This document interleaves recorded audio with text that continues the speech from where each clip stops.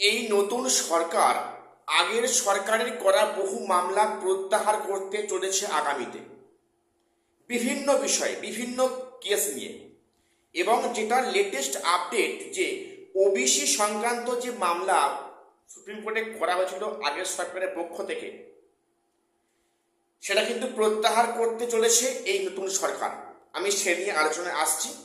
দেখো, ওবিসি সংক্রান্ত মোটামুটি প্রায় 5 লক্ষ প্লাস সার্টিফিকেট কিন্তু বাতিল হওয়ার মুখে, ওবিসি এ এবং ওবিসি বি।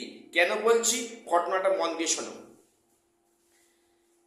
দেখো, যে গত 2010 সাল থেকে 2011 সাল, 2012 সাল অবধি কিছু সেখানে লিস্ট প্রকাশ করেছিল রাজ্য সরকার থেকে, যে এরা ওবিসি ক্যাটাগরি। সেখানে প্রায় 77টা সাবকাস্ট ছিল। তার মধ্যে মাত্র দুটো হিন্দু ক্যাটাগরি এবং 75খানা আছে মুসলিম ক্যাটাগরি। এই 77খানা যে এখানে কাস্ট ক্যাটাগরি সাবকাস্ট দেওয়া হয়েছিল, যে এরা ওবিসি আওতার মধ্যে পড়ছে, সেটা নিয়ে কোর্টে, হাইকোর্টে কেস হয়।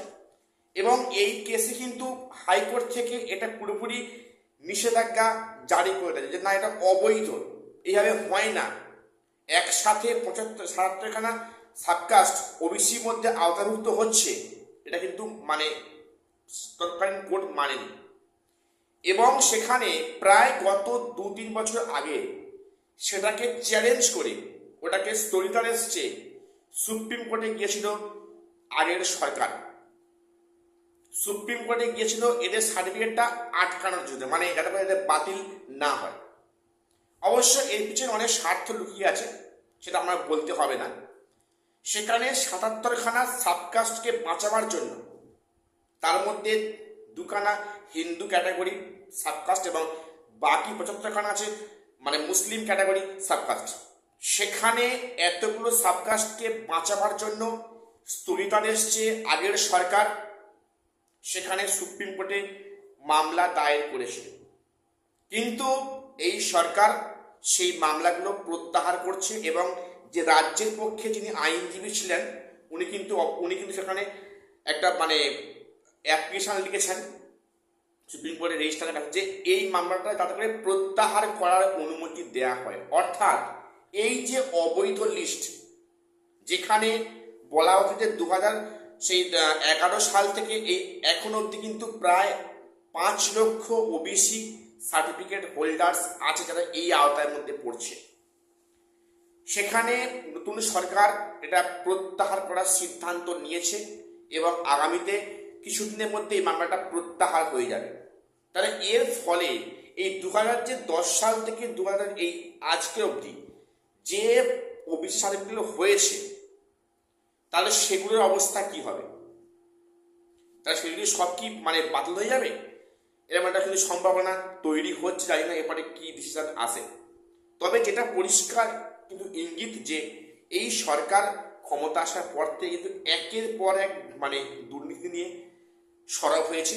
এবং সেখানে যে আগের সরকার যেগুলো বলপূর্বক, আগের সরকার কিছু মামলা আমরা দেখেছি, যে এসএসসি ক্ষেত্রে কিছু মামলা বলপূর্বক ডিলে করার জন্য জনগণের ট্যাক্সের টাকায় লক্ষ লক্ষ টাকার ফিজ দিয়ে আইনজীবী পুষে রেখে সমস্ত প্রসেসকে ডিলে করেছে সুপ্রিম কোর্টে।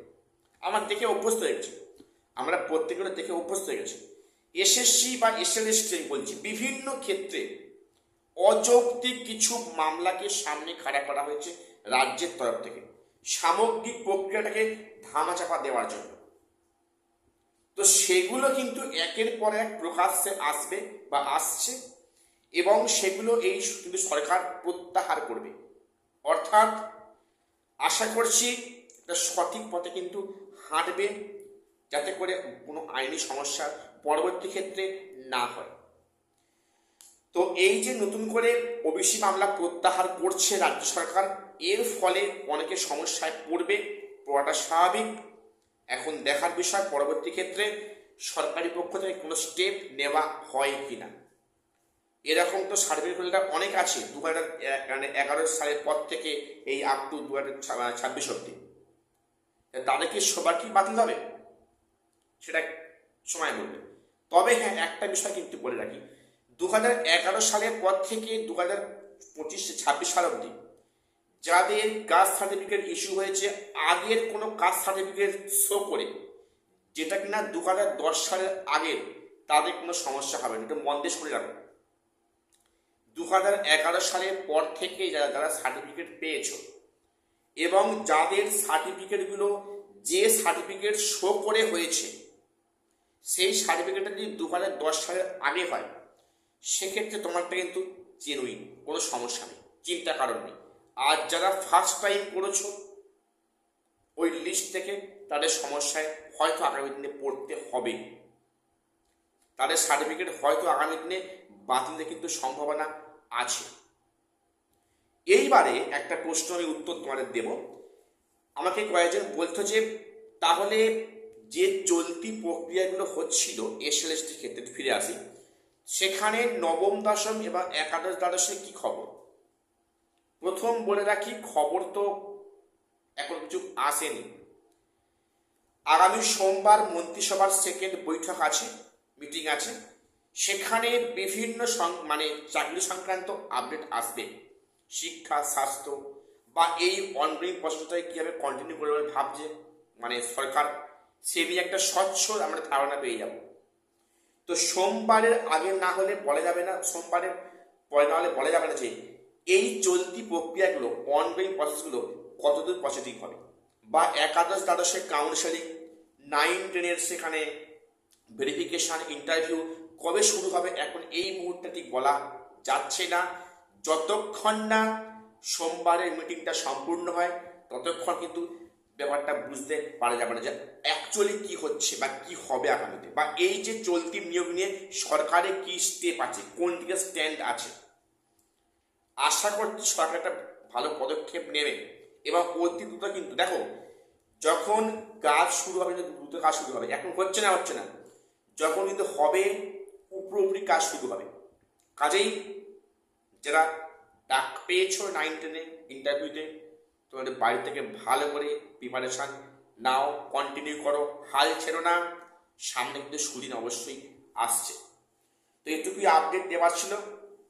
দেখো, তোমরা চ্যানেলটা সাবস্ক্রাইব করে রাখো, বিভিন্ন সময় বিভিন্ন গুরুত্বপূর্ণ আপডেট এবং খবরাখবর তোমার সামনে অবশ্যই প্রোভাইড করব। আর অনেকে ভিডিওর কমেন্টসে নেগেটিভ কথাবার্তা বলছো যে তুমি কিছুই জানো না, ভাট বকছো।